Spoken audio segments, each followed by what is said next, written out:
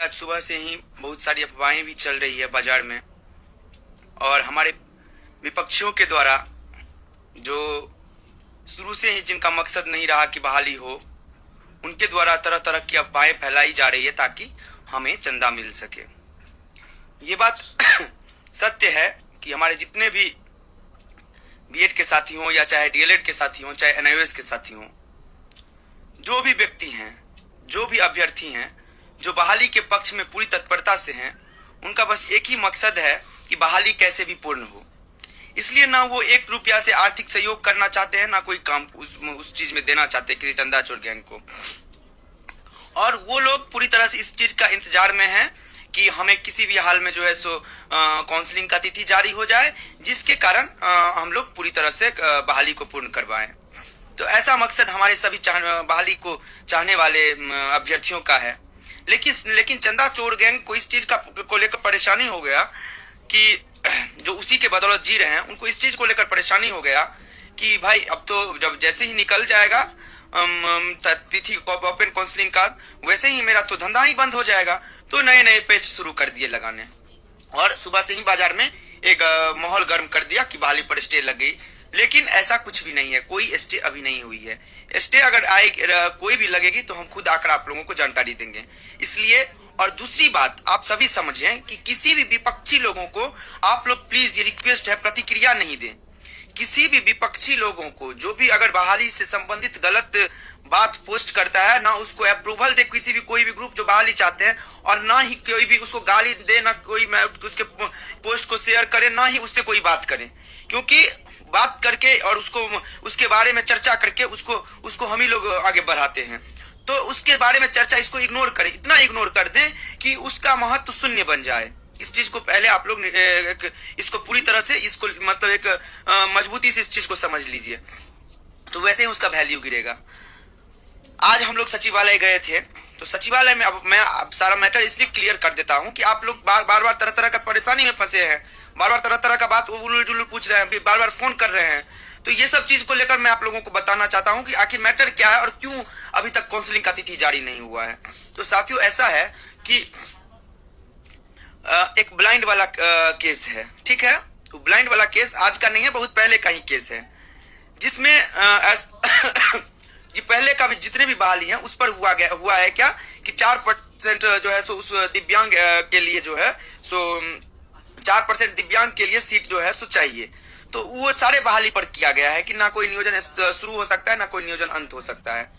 तो इसलिए, और उसमें वो केस है चूंकि माध्यमिक के लिए प्रॉपर है, इसको प्राथमिक से कोई लेना देना नहीं है। लेकिन क्या है कि उसमें पार्टी बनाया गया है, उसमें जो है सो प्राथमिक डायरेक्टर को पार्टी बनाया गया है।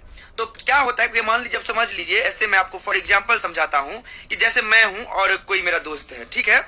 तो मेरा दोस्त किसी का मतलब समझ लीजिए कि कुछ गलत किया है, तो कुछ गलत किया और मैं उसके साथ हूं। तो अब चला गया कोई, वो जिसके साथ गलत हुआ है वो जाकर केस करने के लिए गया कि ऐसा बात है कि मेरा जो दोस्त है वो गलत काम किया है, और उसमें राहुल झा भी उसका दोस्त है, इसलिए उसको भी हम जो है उस पर मेरा नाम भी उसमें डाल दिया। तो लीगल नोटिस तो हमको भी आएगा कि राहुल झा भी वहां पर था। तो वही चीज हुआ था, मैटर माध्यमिक का और माध्यमिक का मैटर था। लेकिन क्या हुआ कि पार्टी बनाया गया था प्राथमिक को, तो प्राथमिक निदेशक को भी उसमें जो है सो मतलब नोटिस आया है पार्टी के रूप में कि आप किस आधार पर जो है सो इस चीज को कर रहे हैं, ठीक है।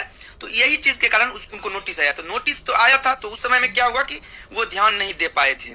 तो अब उसमें क्या किया कि जो दलाल आदमी बैठा हुआ सिस्टम में, आपको पता ही है कि मैं नाम नहीं खुल के बोलना चाहता हूं, चंदा चोर जो बैठा हुआ है, उसके द्वारा क्या किया गया है कि जैसे ही पता चला कि अब हम लोग का काउंसलिंग का शेड्यूल जारी होने वाला है, वैसे ही नियोजन अब शुरू होने वाला है, कि वैसे ही उस लेटर को आधार बनाकर जो है सो कोर्ट ऑफ कंटेम्प्ट का नोटिस भेजा है प्राथमिक को। मैं सारा क्लियर कर देना चाहता हूं, कोर्ट ऑफ कंटेम्प्ट का लेटर नोटिस भेजा है प्राथमिक निदेशक को। तो उस चीज को लेकर प्राथमिक निदेशक के पास गया। लेकिन हम लोग का ये मैटर जो था, जो भी मैटर ये अभी जो हम लोग को जो जिस पर जो नोटिस आया है ब्लाइंड वाला, तो ब्लाइंड फेडरेशन के कमिश्नर के द्वारा दिसंबर में ही एक लेटर जारी हो गया था, जिसमें बोला गया था प्राइमरी के डायरेक्टर को कि आप जो ये नियोजन करने जा रहे हैं उसमें दिव्यांग को 4% उसमें जो है सीट दिया जाए। तो उसमें 4% उनको सीट दे दिया गया था।